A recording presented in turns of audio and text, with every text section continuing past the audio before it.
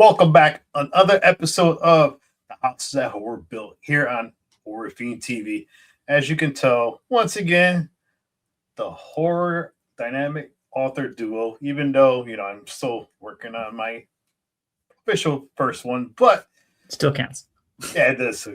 Yeah, I'm getting there. I'm getting there. It's what I noticed, and I'm sure you can vouch for this as well. Is when you start writing something, a story, and the minute it doesn't feel like it's going in the direction you want, you do hit that writer's block wall. And that thing is so serious that it frustrates the crap out of you because you're like, all right, you know what?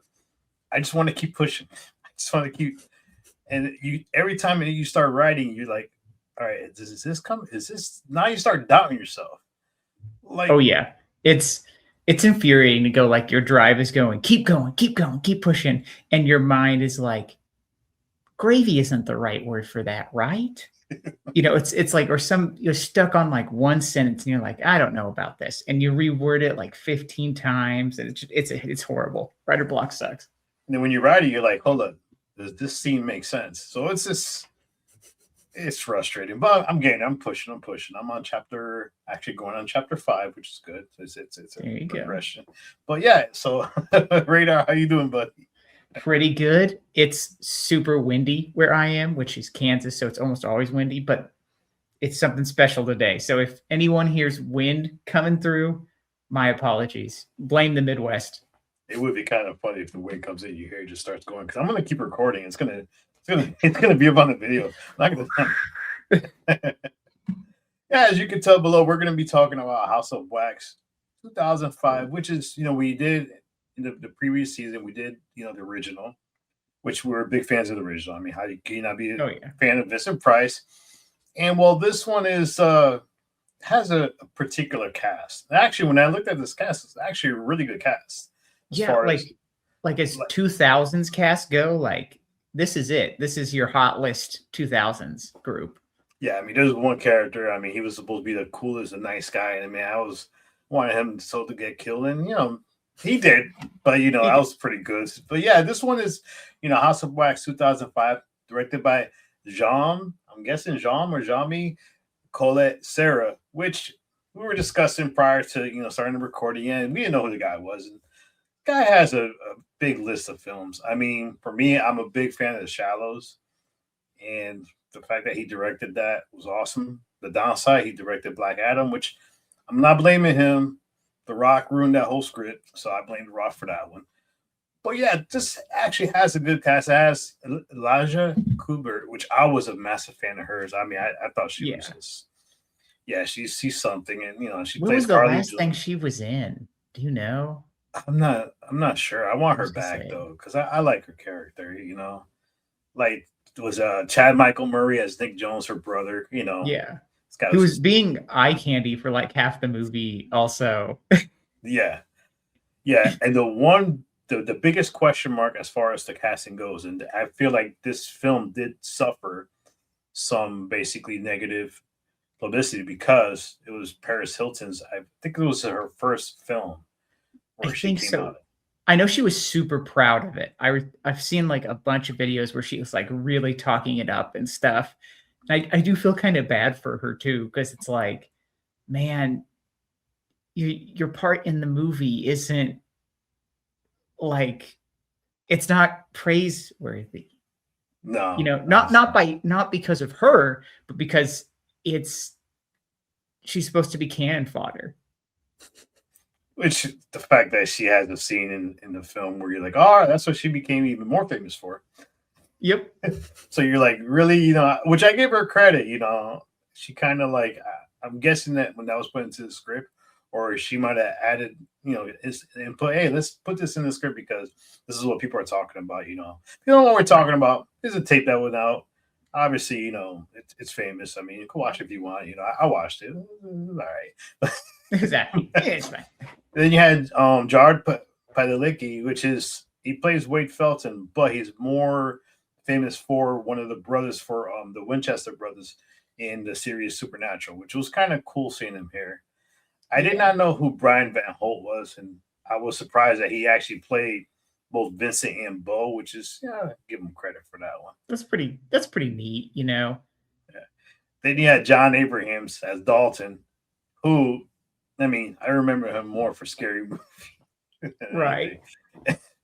But yeah, this is an interesting, before I get into synopsis, this is what I'm going to say about this film, though. And me and Radar have talked about it, the length as far as, when you're trying to do remakes and stuff is make it your own. If Yeah. you want to have some tie into the original, have some tie into the original, make it your own. So this film totally went in its own different path. You have a group of friends who are going to a college football game. And well, they take a detour and they end up in Yeah. this town where it just happens to be, the main attraction in this town is this House of Wax. So, and while they're basically, they take a detour, they go camping, and they had the experiences, this scene with this truck driver, and all of a sudden they smell basically decay and death and stuff, and Yeah.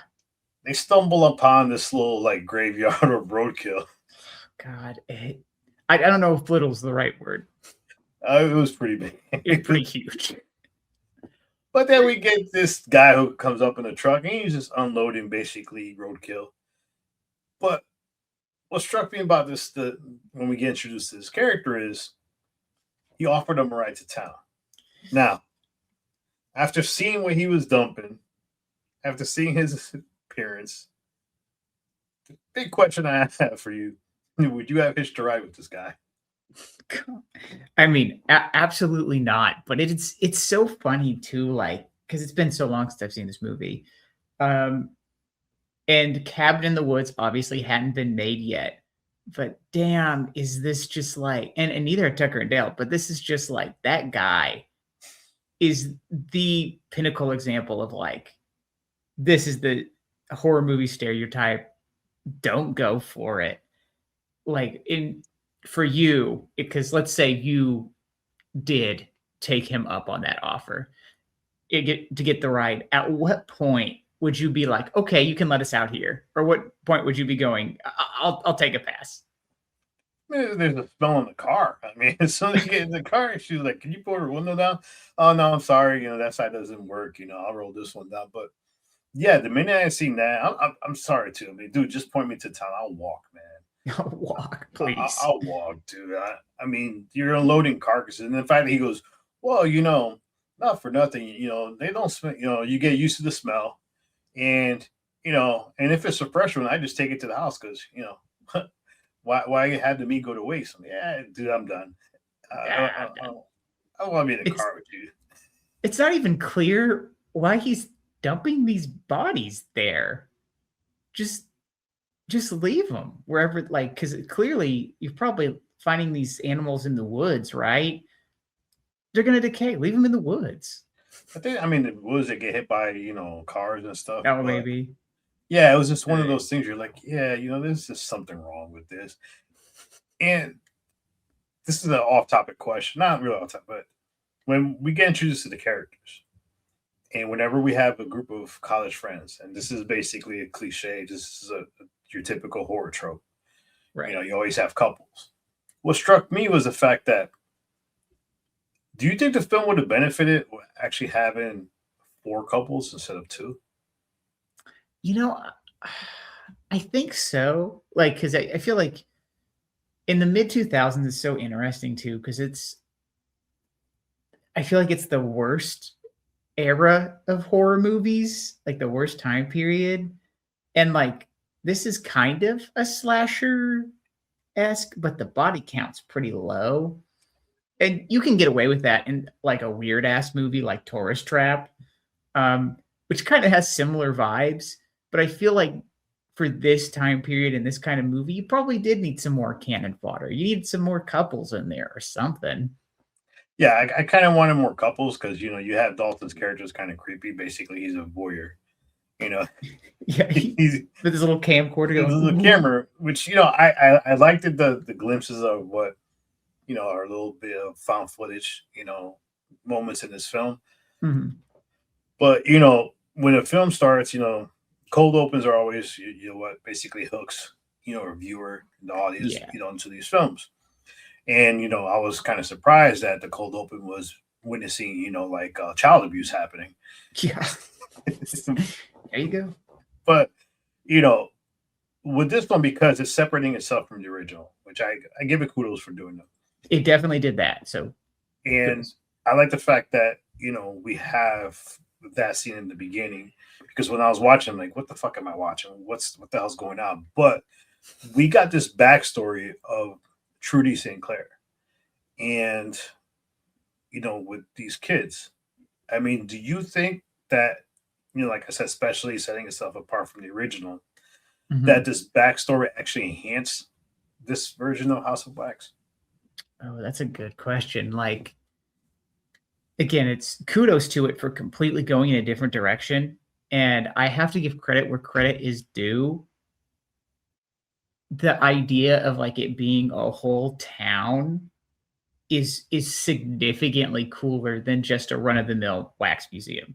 Like, it's significantly cooler. So kudos. And I think, it makes sense to Trudy, like, Trudy starting it out, and then her kiddos kind of pick it up somewhere and do, and or maybe Trudy never did encase people in wax. Maybe it was just the kiddos going insane. But I feel like that's a good way to turn and go with it. There was no depth, though. I don't. What are your opinions on it? Like, in terms, and as a fellow kind of as a fellow writer, how do you feel they handled the backstory? I think I see it was very vague in the beginning. Yeah. I didn't know what I was watching when it came to that whole story. When we eventually find out more about Trudy, it's funny because it's basically one of her kids telling the story. Oh, she got a cyst in her brain. The dad didn't know what to do. Her husband basically committed suicide because he couldn't handle it. Strapped her to a chair. She was screaming. The whole town heard it. And I kind of wanted more because, I mean, granted, yes, it did feel like these kids were, well, one of them was being mistreated more than the other. Right. And, obviously there was something else more going on, because you really didn't get the understanding of why. Like, I'm assuming that, no, well, actually, no, Bo was the one that was strapped to the chair. Yeah, Bo was the bad kid. But when you actually watch it, you don't get that when you get that. No. I thought it was backwards. I thought Vincent was the bad kid, but then when you get to that scene where you see the Bo's name on the chair and then the actual straps, I'm like, oh shit, I didn't think of that. I thought Vincent was the bad. Right. Vincent was the bad. And then you don't really get the whole story till the ending when it's being explained by the cop. So I feel like they should have had more of it, as far as even newspaper clippings. I mean, something. And it's an interesting story. And for me, I just felt like it was a major plot hole, because you didn't get the reasoning. The only reason you got was like, all right, Bo convinced Vincent, let's do this so you can make mom proud. It's just like, what? Yeah. I mean, I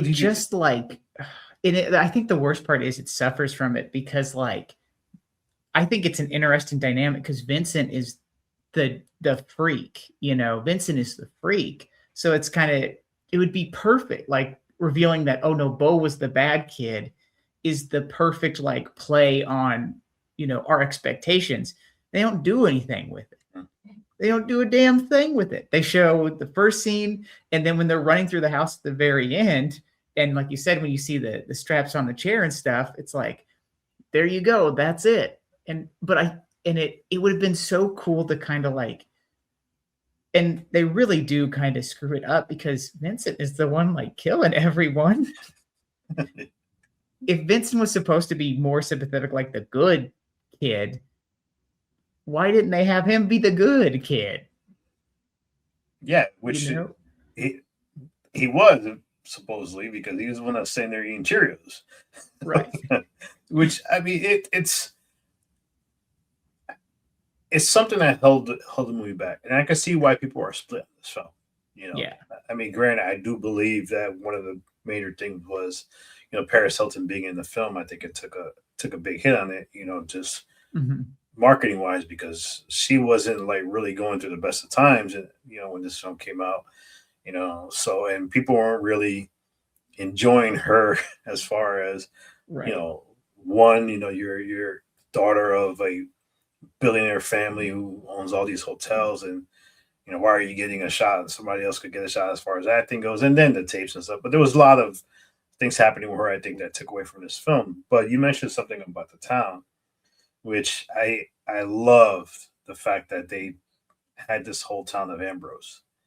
Yeah. And I like that the fact that when they walk into town, they're looking for people, and then you get that one, you know, person in the house that Yeah. we'll mention later, which, and then she walks into the church and they're having a funeral, which I thought that was pretty cool, because when you look at the preacher, you're like, oh shit. But like, what did I mean, you mentioned about the town, and did you think it actually was one of the biggest benefits of this film as far as the twist goes with this town? I I would say so. I mean, I feel like not so much it's like a twist or anything, because I'm sure people are expecting it, but it really adds to that atmosphere of like, it's not just, oh, we have to escape a house. It's the whole town is like part of this ploy. I feel like that there's just this interesting atmosphere that just flows over it because it is that. There's no one here to help you. Whereas, with the original House of Wax, it was just a museum. So the coppers come in and help at the end, but it's like no one helping you here in the town of Ambrose. No one is helping you here. Um, and how did you feel about not only just the town, but how did you feel about Bo's entrance? And it's because it's very interesting. Yeah, the fact that you have this town, right? And you walk into this freaking this church, and there's Bo standing there, and he's pissed off. Oh, you guys intruded into a funeral, and Yeah. you get this whole thing where he's coming off as the good guy. But I think it's because we watch so much horror. Right. When you have one person walking through the town, that one person you meet, that one person who's willing to help you, it'll kind of strike you a little bit like this something really off with not Something's only good. him and this whole town. Now, that's another thing too, is when you stumble upon the town, you don't get like, for example, this goes back to the plot holes as far as the backstory is. We find out at the end that this town's been basically a ghost town for 10 years, because Right. there was a sugar mill factory that closed down. The minute that sugar factory closed down, the town went under, and then the cops said it's not even, you can't even find it on the map anymore. Because she actually goes, "How did this go unnoticed?" And, oh, if it wasn't for the fire, we wouldn't know. I mean, so I like the fact that added that to, like you said. Yeah. I mean, the original was just a house of wax. This one was a whole freaking town. So yeah, I would have so many more questions, and the fact that here's this one guy basically, he owns the town. You're not questioning, like, they never asked him, "Where's everybody? Was everybody else here? How come the town seems empty?" Right. There was nothing where, and I think this is what actually helped the film more is, as Carly's walking around, even when she's walking around with Wade, is like, you know, let's go to the supermarket. We need to get some food. They never did that. Never did that. Never You went know, there. once again, where's everybody at? This town seems kind of quiet. That was never asked, and these are things are usually asked in films. The fact Usually. that, yeah, they didn't ask you, like, it's just, and it, for me, it held back a little bit, because yes, eventually you're gonna find out that every resident they see in there is basically a wax figure. Which, when she goes to the church and she grabs the lady's hand and it totally breaks off, and you see the flesh. Yeah. Oh, that's pretty cool. That's nice. It's interesting too because they clearly had like enough runtime because it's almost 2 hours. This movie's almost 2 hours.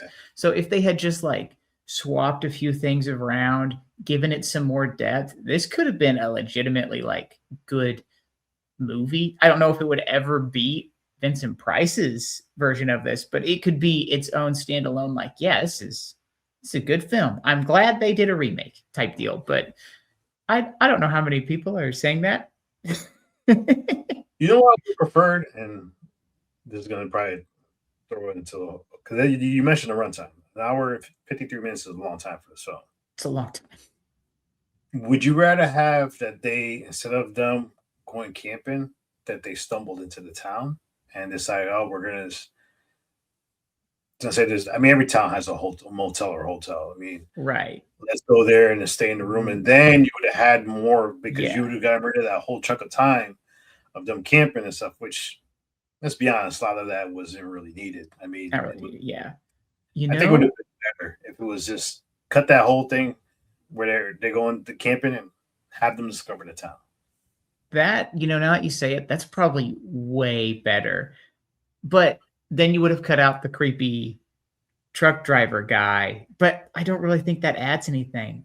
Well, he could have led them to the town because he was going to lead them to the town anyways. Or yeah, I mean, he could have just been one of the people working. Just he could have been not for nothing, still doing the roadkill thing. Right. They could have stumbled upon him prior to discovering the town. So that gives you the whole thing. This is creepy. Should we still go to the town? What if everybody else is like them?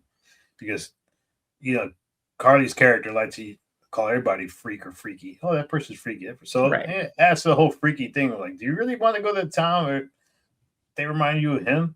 So I know I wouldn't. No. Guy's creepy as hell. Oh, and one thing too, I give this movie a credit for as far as the fact that the House of Wax was literally wax. That is obviously the best part of the movie is that finale. And I looked it up to see what the budget was, $40 million. And I'm like, I bet I know where most of that money went towards. And I'm like, I'm happy that it did. Yeah, I think it was $40 million. They grossed, I think, with domestic and international combined, like 63 million. So they made their money back in a way. They made it. It's barely, but they made their money back. Now, that's wild. I know it's going to get into the house as well, but there is a lot of violent scenes in this film. A lot of good kills. Yeah. Good kills. But it didn't hold back as far as the violence, which I enjoyed that they did that. So, what do you think about the overall violence of this film, and what ones in particular you're like, holy shit? Yeah, I mean, because there's obviously two kills that are like, oh yeah, that's the stuff right there. So I'll be happy to say one of them so you can have the other. I think we both know which two, but without having talked previously about it either, folks at home. But I really like that they really ramped that gore factor up, and it's because again, it's a way to differentiate itself from the original one, because that one was made during the Hays Code, so you couldn't really. There's not really any nastiness going on in that movie, and in this one, they clearly went, "Oh yeah, let's go for it."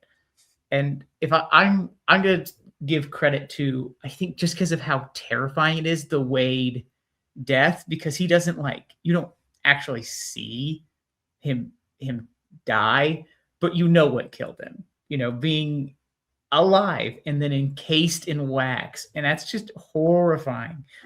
And, Dalton finding him later on and going oh, I'll get you out, bud. And I love how he kept, he peeled off a chunk of his cheek and was don't worry, man, and kept going. Dude. It was you're not helping him. You're not going to be able to help here. And then Vincent cuts him in the face, and half his face is going. You're like, what the fuck? God. It's he's still alive when the house is burning. Yeah. Oh, yeah. It's oh, buddy. Yeah, I know everybody talks about the Paris Hilton. The Paris Hilton one's probably the most talked about one because you're all right, she really got it. She Everybody. messed her up. And then he takes out the camera and he starts slowly watching her head keep going down. And then, I'm just going to push you down and pull up. You know what scene though got me though? I'll be honest with you. That is probably the only one that I was actually squirmed on. Yeah. Was when Vincent put the wax on Wade's eyebrows. Oh. No, I'm sorry, man. That was the most painful thing I watched in that whole film. Like, oh, come on, man. And the Dalton death was actually pretty cool. I liked that death because you didn't. All you see is the scissors come down, and then he pulls the body, and also, all right, he's decapitated. Then the head goes to the side, and you see him look around, blinking, like, holy shit, that's that. That was a great little additional thing, like him blinking. I'm like, okay, all right, I see you, movie.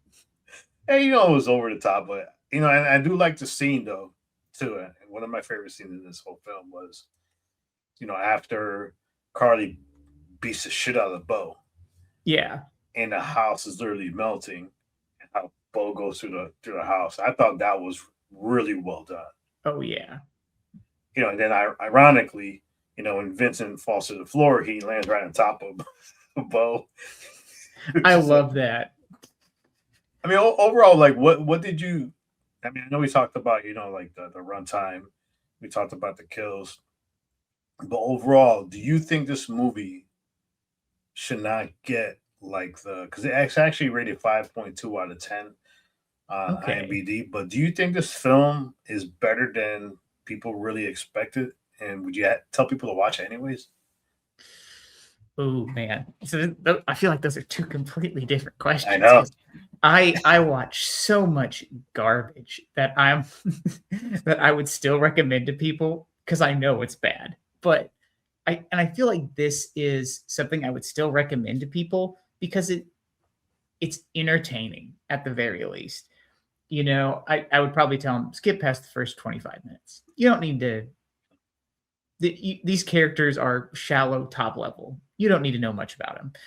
But I mean, just that ending sequence, the finale in the House of Wax itself, when it's just melting, is just incredible.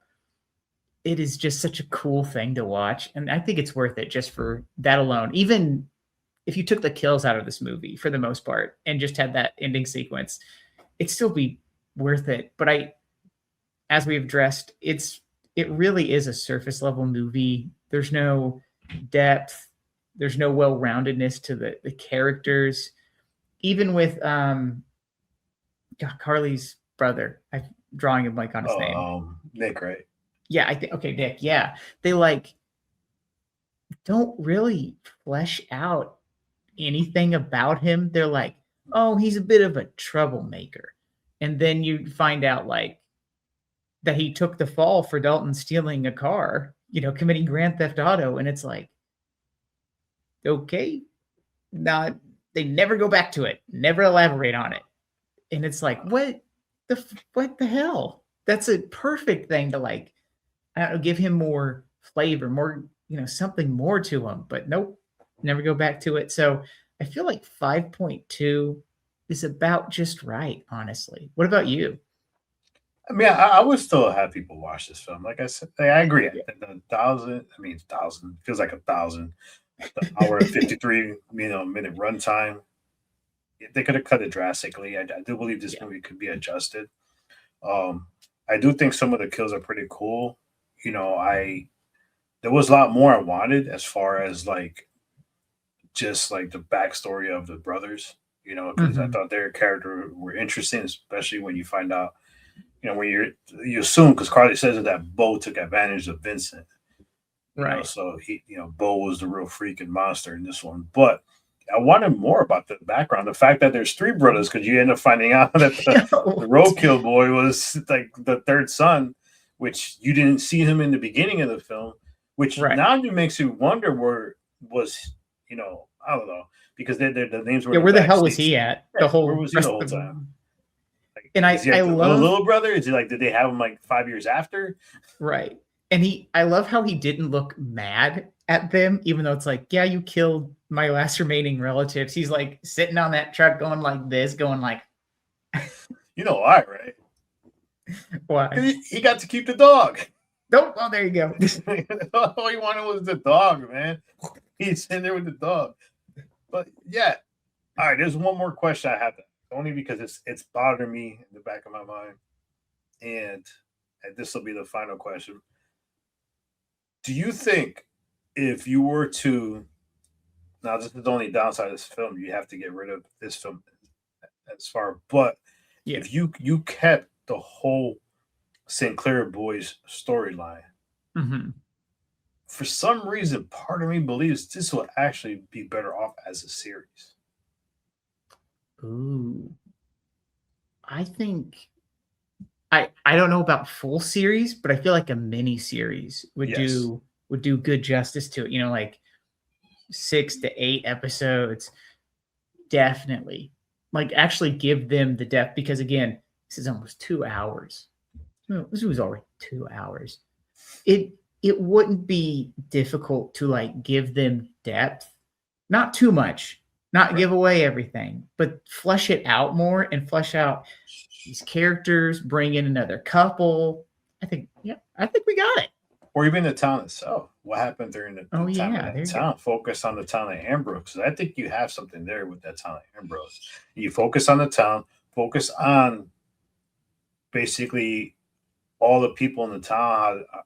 Are they the victims, or did everybody leave the town and they lured people in? So there's a lot of Right. things you could actually work on. And the fact that the biggest shock value of this whole film is that we see what they do to Wade. Now, we know Mhm. that Dalton, he gets waxed when they reattach the head, but, Right. you know, what would it be like to show Vincent's the first person they did that to?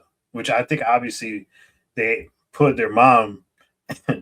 Yeah. I'm guessing that was their mom in the coffin in the the church. That way they get to see her, which I think that's why he was there to get to see his mom. So I think that was Right. probably her that was in the coffin, waxed up. But yeah, I think you could go with a nice series going doing the background of these two brothers, showing what Definitely. got them. Yeah, I mean, definitely this. I'm glad we did this one because I'll be honest, I think this was my second watch. I haven't watched this one in a very long time. Same. And I'll be honest, I was one of those people that didn't watch it because of the hesitation, because he was Paris Hilton in the film. So, Right. you know, I have no interest. I didn't have any interest in watching it because of that. But yeah, I would recommend it. I mean, it's nowhere near the first one, No. but it did its own thing, which I appreciate, and kudos to the writers and directors for doing that. But yeah, Right. any last thoughts before we wrap this one up?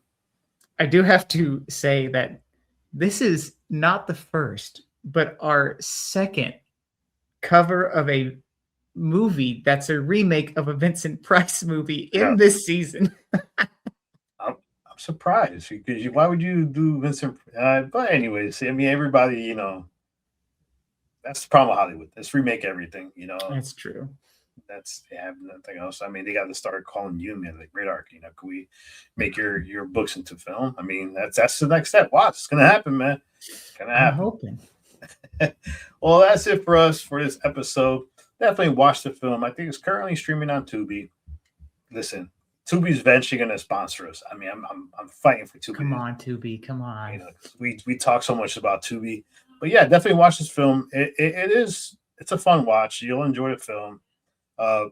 Wade's probably like I'm glad the fucker got killed. To be honest, What an annoying piece of the shit. dude snooped like crazy, so he got what he deserved. Mhm. And if you're going to take a lesson out of this movie, understand this. If you decide, well, hopefully, if you're not, you don't get yourself in this situation, but do not put your finger between greats and actually not look at what's coming, because you might get your finger cut off. And I mean, who does that blindly? I'm just going to put my finger in there and look away, which Baffling. you got what you deserved on that one. But yeah, definitely watch the film. And till next time, this is JR. That is Radar, Horror Authors. Get his books. Trust me, they're good reads, and you're going to see them on film eventually. So till next time, peace. Peace.